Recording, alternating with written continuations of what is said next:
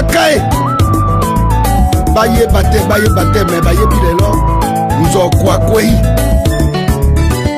azalaki moninga ya nani ya mama Mbali Osombo moninga ya vienga dios yobandi bu mwana tolali na bakarton Jacques kwa moninga na ngai ya lisano nzambe yebaki kopambola bato misato oyo babengaki trio mangamba tala lelo nzo kwa kwei lelo yo ngai na bandeko na yo nyonso tozolela yo adie kana liwa esila kateo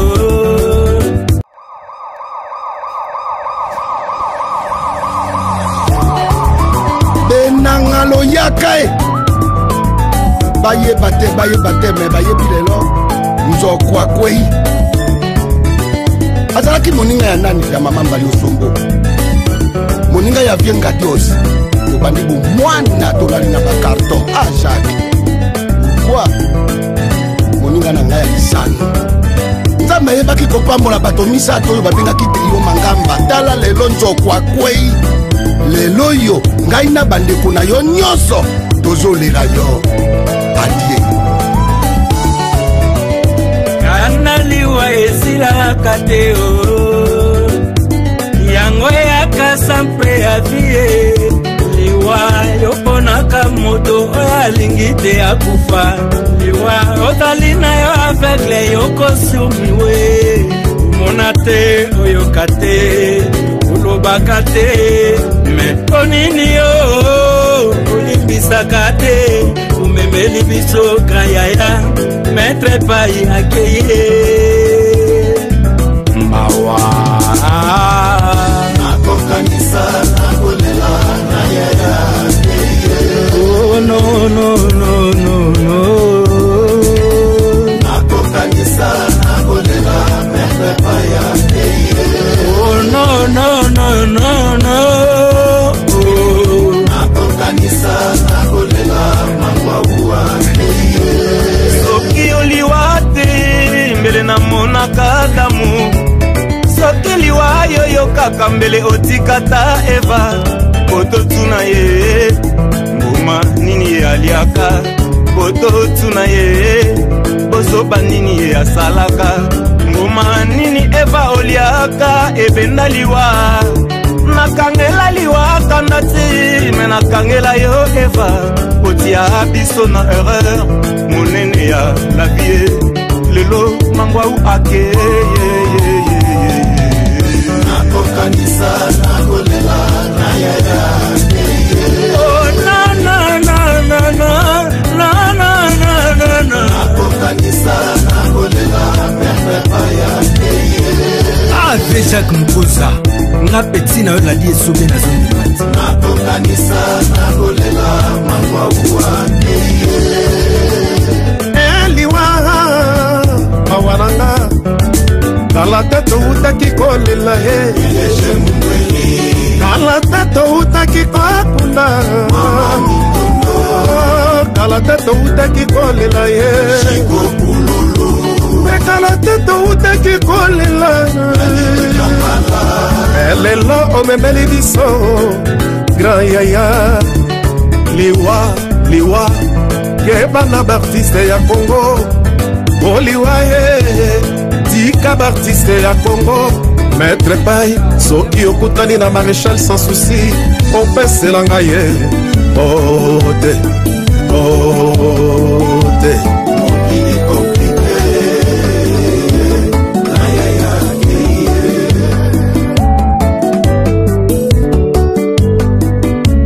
mokili komplike na yaya mangwa undengi wana je dois ntsakala la siomi de mangwa ntsakala oza kupesa mwana musala mungadia Yesu ona zambe moya me ukangeye tonga nani watakale nani mudina tonda Yesu ona zambe moya me ukangeye tonga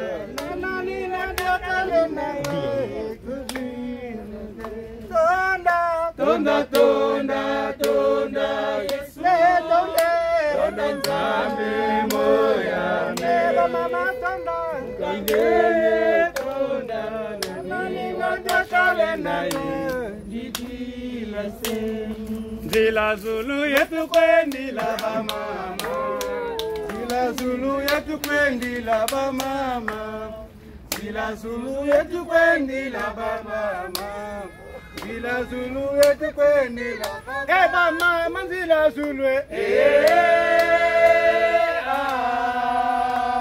yetu kwendi la ba mama Zila Zulu yetu kwendi la ba mama Zila Zulu yetu kwendi la ba mama Zila Zulu yetu kwendi la ba mama Zila Zulu yetu kwendi la ba mama Zila Zulu yetu kwendi la ba mama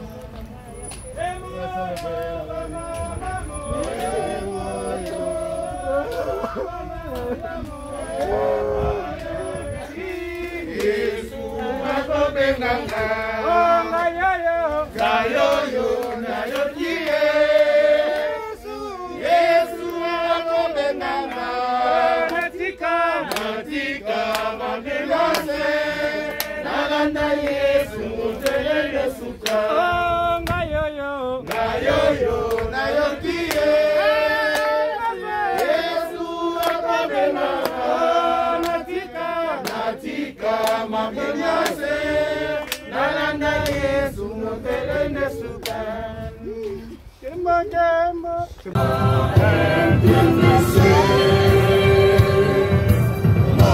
des artistes comédiens Reine des blessés vivent les artistes comédiens Reine des blessés vivent les artistes comédiens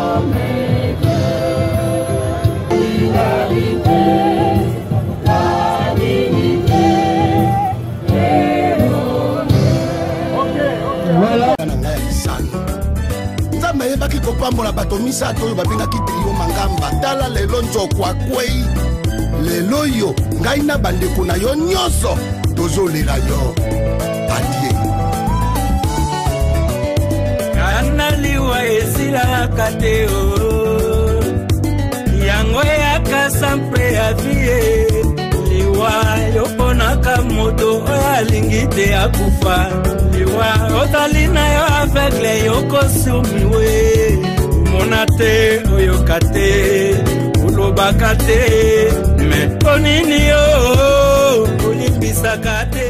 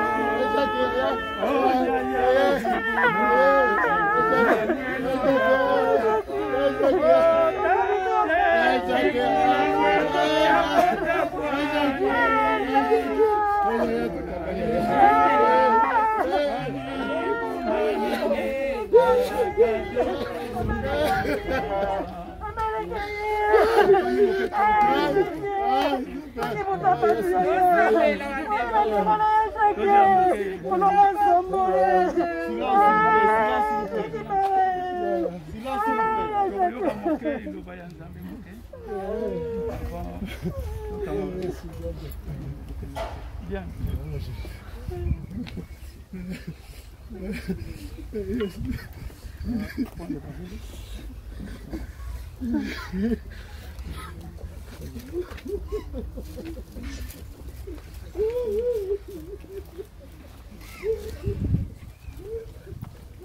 Chers amis, frères et sœurs, nous tous, nous avons connu Papa Mokoza. Il n'est plus avec nous. Dieu l'a rappelé à lui. Mais comme nous sommes tous des croyants, je le pense, c'est la parole de Dieu qui va nous réconforter. Et vous savez que notre Dieu est un Dieu de consolation, un Dieu de réconfort. Il est là pour réconforter les familles qui sont endeuillées. Je pense que si nous sommes ici, c'est pour assister à son enterrement et essayer de réconforter cette famille qui est endeuillée. Donc, nous allons prendre une parole qui va nous affermer, qui va nous réconforter nous tous et qui va nous consoler. Et cette parole, c'est dans le 90e psaume, c'est Moïse. Et c'est Moïse justement qui avait reçu une révélation de la part de Dieu. Et qu'est-ce que Moïse dit? Il était en train de méditer sur la parole de Dieu et Dieu lui a fait cette révélation. Mais qu'est-ce que Moïse dit? Et qu'est-ce que Moïse dit plutôt? Il dit dans le 90e psaume, verset 3, il dit, Dieu, tu fais rentrer les hommes dans la poussière. Et tu dis, fils de l'homme, retournez. Car 1000 ans sont à tes yeux comme le jour d'hier, comme il n'est plus. Et comme une veille de la nuit, tu les emportes semblables à un songe. Oui, le matin passe comme l'herbe. Elle fleurit le matin et elle passe. On la coupe le soir et elle sèche. Et au verset 12 du 90e psaume, il dit, enseigne-nous. Et à la fin, après qu'il a réfléchi, il dit, enseigne-nous, fais-nous comprendre tes jours, afin que nous appliquions notre cœur à la sagesse. Et Moïse, un grand serviteur de Dieu, se dit, il a regardé, il dit que nous passons comme justement l'herbe. Vous la coupez, elle sèche. Mais il dit, mais cette vie est inutile. Nous nous résignons face à la mort. Mais qu'est-ce que nous devons faire? Et donc, quand il était en train de méditer, il est entré dans le sanctuaire de Dieu. Et Dieu lui a dit, pendant que vous êtes sur la terre, essayez de réfléchir sur la façon dont vous allez marcher. Parce qu'aujourd'hui, c'est Papa Mokoza. Demain, ce sera nous. Mais qu'est-ce que nous avons fait? Qu'est-ce que nous allons léguer aux générations futures? Moïse a légué quelque chose. Aujourd'hui, quand vous lisez la Bible, il a un passé, on dit Moïse a fait ceci. Et qu'est-ce que nous allons léguer? Est-ce que c'est la vie matérielle que nous avons léguée? Qu'est-ce que nous allons léguer? Mais nous devons nous distinguer par le bien. Voilà pourquoi Moïse dit dans le 12e psaume, il faudrait que nous réfléchissions sur la vie, la sagesse. Qu'est-ce que la sagesse? Pas la sagesse humaine, pas la philosophie, pas les hommes politiques qui nous divisent, mais la véritable sagesse qui mène justement à la vie éternelle. Et donc, dans Ba maman, ba papa, ba soeur nangai, ba frère nangai, tozali ka na prière tokosala. Parce que na yebi papa oyo na nzela ya losambo. Na yebi na nzela ya losambo. C'est pourquoi na yi ko tiape liboko nanga na pat oyo pour que Nzambe vraiment abate na Nzambe atene na ye, am na ye vraiment ezalama malamu. Losambe li sikoyi.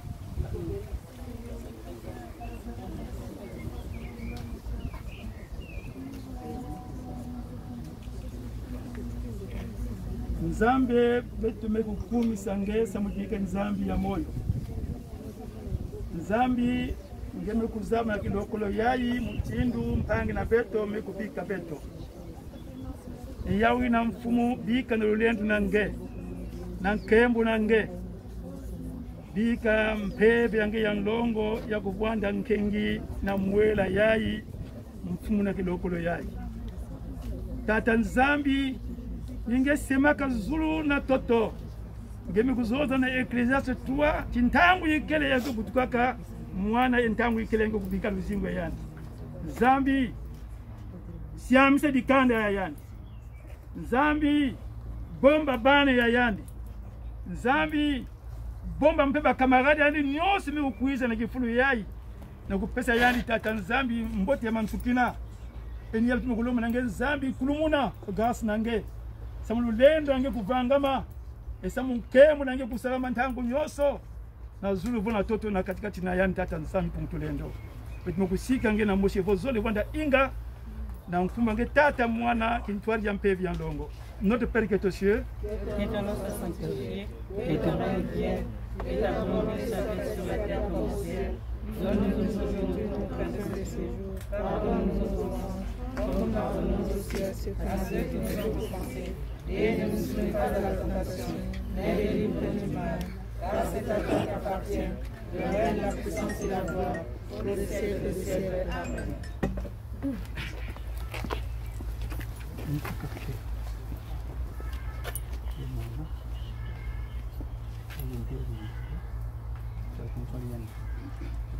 Amen. Amen. Je demandais si la famille voudrait dire un dernier mot. Les enfants.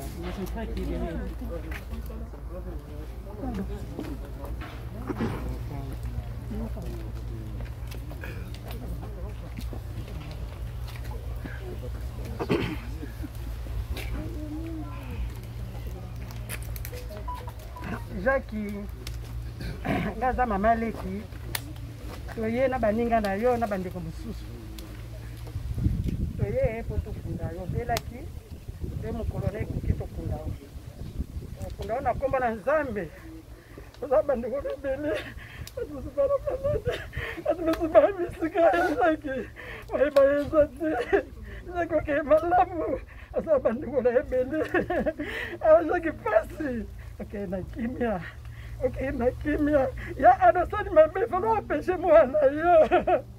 Ibi anasani mabe, ya yaso yo tiki ya. Medikamba moko esa, medikamba esa te. Eza moko na yo. Ok, na kimia. Obate na biso pete yo kotika yo. Doto ye na kombo na ya Nzambe to ozonga pe na kombo Nzambe. Obate na biso na Nzambe molimo mo santo. Oza na batu nyeso, obasi tana bango ya otala oza. Jacques, beko kunda yo, to sangani na famille na baninga. Otika ona komba tata mwana peli mosanto amen. Amen. Ezaki sari mabe. Ana pekisa kile mwana yate. Ezaki mawe. Ezaki mawe. Ezaki.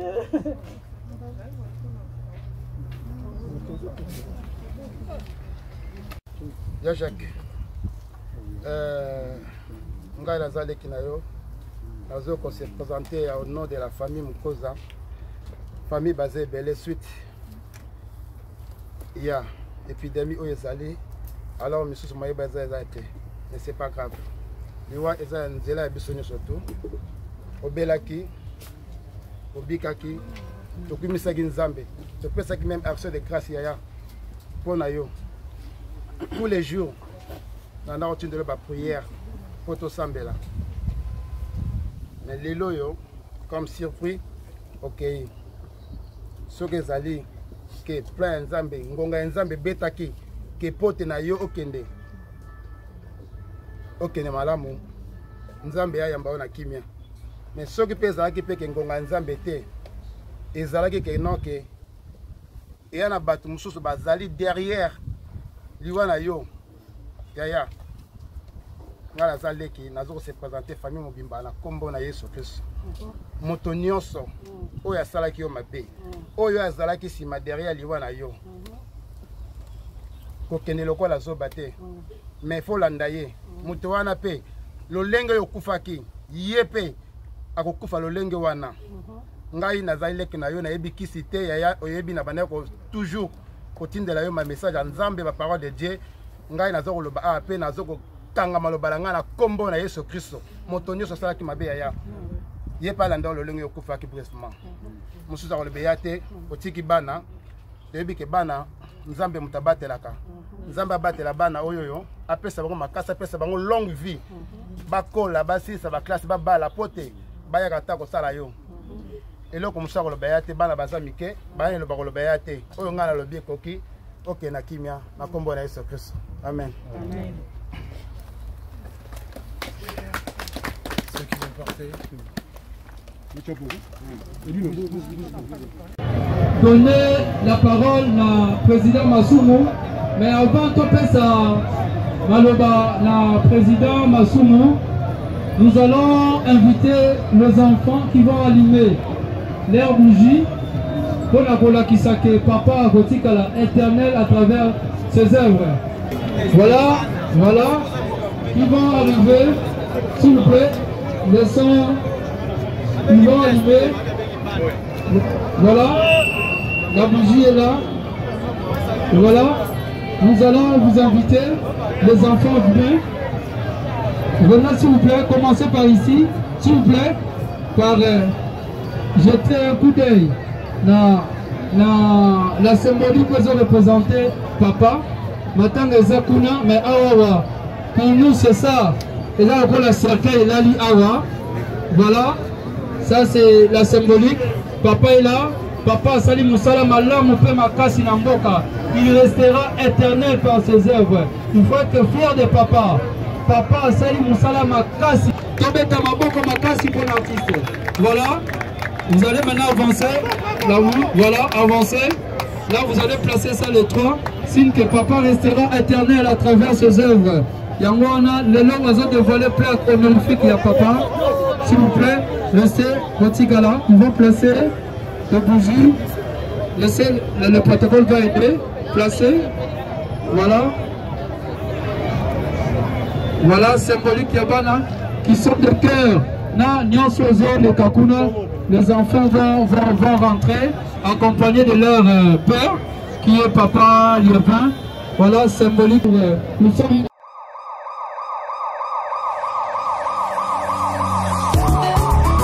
Benangalo Yakae. Baye bate, mais baye bilelo. Nous en quoi quoi. Azalaki moninga ya nani ya mama Mbali Osombo. Moninga ya vienga Dios. Obandi bu mwana tolali na bakarton. Ah Jacques. Quoi? Moninga na ngaya lisani. Nzambe yebaki kopambola bato misato oyo babengaki trio mangamba. Tala lelo nzo kwa kwei. Lelo yo ngai na bandeko na yo nyonso tozolela yo. Adie. Kanaliwa esila kateo yango ya kasampre ya vie liwa yopona kamoto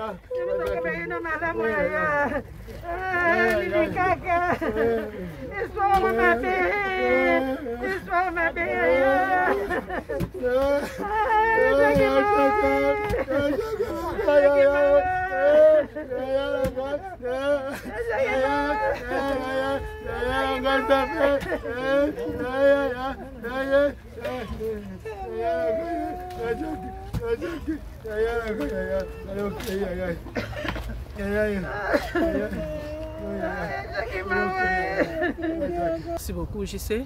Naebike, biso nyoso. Tozole la moko ya mboka na biso mango maître pai. Donc ezo sala passe. Ezo sala passe na zone dimate to sololi na e mikolo yo. Non ba mikolo tikoleka.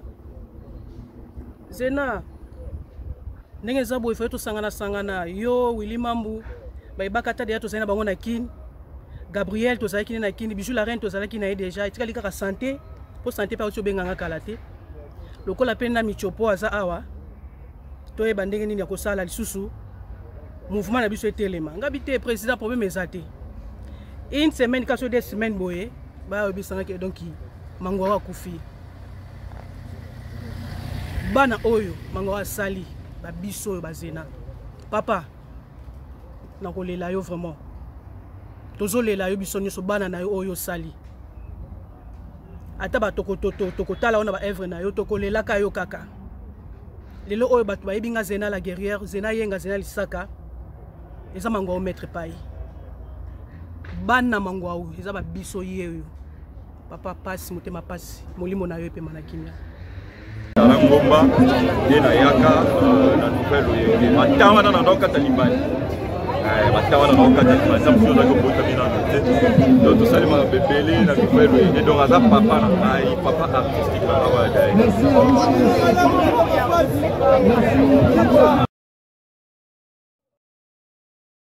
Ouais, bon souvenir na tika na moi ezali courage azaki penza vraiment courageux et azaki stratège azaki phénomène être pas aza muto bana créer sur place pour préparer l'homme sur la répétition et donc pour mis un spectacle pour à créer l'homme sur place yeko benga ngai na ko atanga makila ko mettre pas camarade na ngai oya ke wana za ngai oyo tobandi na ye mosala bandako mwana tile batingai mpana biso bangala balobaka nga nazolela me nazokimi basala ngai tokomona naza na ebele bila koloba te parce que tozala ngai yalanga tozalaki 3 mois mokonga tobaninga na ye tozali na barelation na biso tozozela aya po tobanda bapuni na makambo na biso baprovince totambola soka longo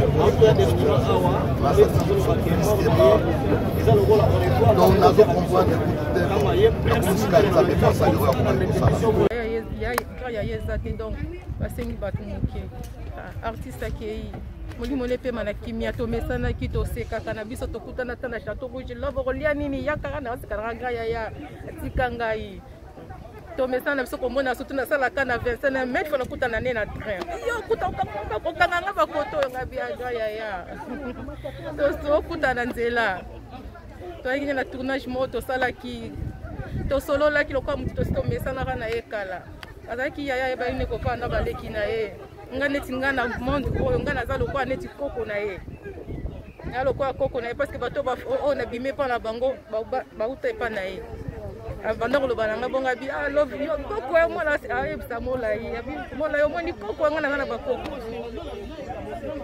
persona être pas accueilli à Pema qui a Dieu soit la gloire. Parce que nous sommes à Kofigara, vous allez bien. Hier, nous avons un amour mingi. Nous avons capable. Donc, il y a un bon magasin. Kwa kabelo penza foni yo kwa. Nous sommes à Kofigara, bagama la mleki. Aolia be mingi, ba défaut na ye. C'est un homme gentil, très bien. En zigzaga, c'était bien. Merci spécial à Mapanza. Merci.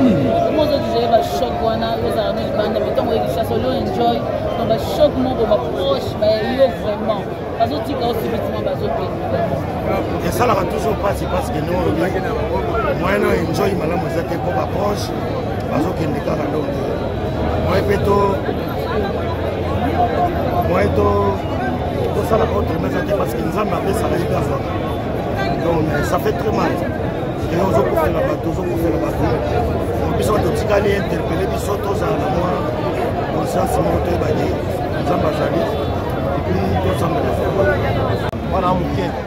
Yaka kutoka pera lekia après na moba otumie wana ndena yaka wana badimaka pe fikira kala vraiment wana manga mona yeba ngokala mais deuxième souvenir hier za propos ya ba témoignage na ye ndenge ba twanda kubeta ya malamu mais na zone d'état ya jouer les scènes. Est-ce que tant que vous avez mettre pas une télévision mais le konini au mona il y a bien et pas mettre pas oyo joie au bakana un plus comme ça là on a monnaie liboso gloire et yemabe biloko wana tout eza biloko wana oningi na scène na ye so omoni ye omona tableau na ye so olekisi otala sur tableau ya phénomène omona bango batableau na bango ya batableau ya show c'est ça donc connaissance de la famille biologique ne mobimba donc eza liwa ya mpona motu donc tolingaka nzambe makasi persévérer lisusu na makote mambo nzambe toke liboso donc maître pas azali mpe lolendo te grand donc merci mokolo tapesaka ye mpe kaka moto arécupéré donc ya pas na dire quoi mais grand yaya akei l'artiste akufaka te ka nde tolobaka aevre ne continue koparler. Donc voilà, on est là, donc ça passe, mais bon, on n'a pas le choix. Nzamba pesa kinzamba zui, le kumozo n'est pas dans Nzamba. Le gouvernement est là, on mingi zati. Nzamba zoaki, et Nzamba pesa kinzamba zui, tout comme ça ka Nzambe. Donc merci mingi. Ma bien surtout assister biso. On bat banga baya, mais au talika nombre toyé, donc dans la période de confinement, mais déconfinement, mais bon, l'autre salle tout comme ça là. En tant que responsable du comité d'organisation de Matanga, on a fait merci parce que nous sommes sur l'équipe bien. Donc organiser tout, donc compte rendu de ça, on a une mission appropriée, tout leur année l'équipe, mais au moins le salut au travail que ça là, nous avons besoin de merci Nabino sur Bolanda Bisso, merci na soutien Nabino, JC Mwanda et nos images, vraiment bah beauté image Alissa la presse mobile, vous avez soutenu Bisso, vraiment merci. Véritable diamant noir. Vraiment, Gisèle Oumba, véritable diamant noir. Nzambe apambo na bino na oni so bosali po na biso. Donc je suis très content parce qu'il y a un comité na ngai nde sali makamoni so pe le kamalamu et to réussi ku na biso. Gloire à Dieu parce que ma mission nde womoni. Donc to leli lelité nde to bande ko lela kozanga mais nzamba sali biso grâce. Vraiment chapeau na comité na ngamo chapeau pe na artiste nyonso oya mokili mobimba. Des États-Unis, à Londres, partout, Bozalaki, en France, en Suisse, chez eux de Londres. Merci à Bande Kognonso. Donc, tout ça, le compte rendu, il y a un rapport, il y a Matanga, et pour remercier tous les vraiment, on est fiers de vous, les artistes. Tout ça, le travail que ça là, Kolapambo Labino. Merci, tout le monde, grand Yaya, on a effort, on a vu ça l'artiste. Vraiment, c'est le plaisir. Vraiment, Nzamba Pambo Labino. Merci, Mingi.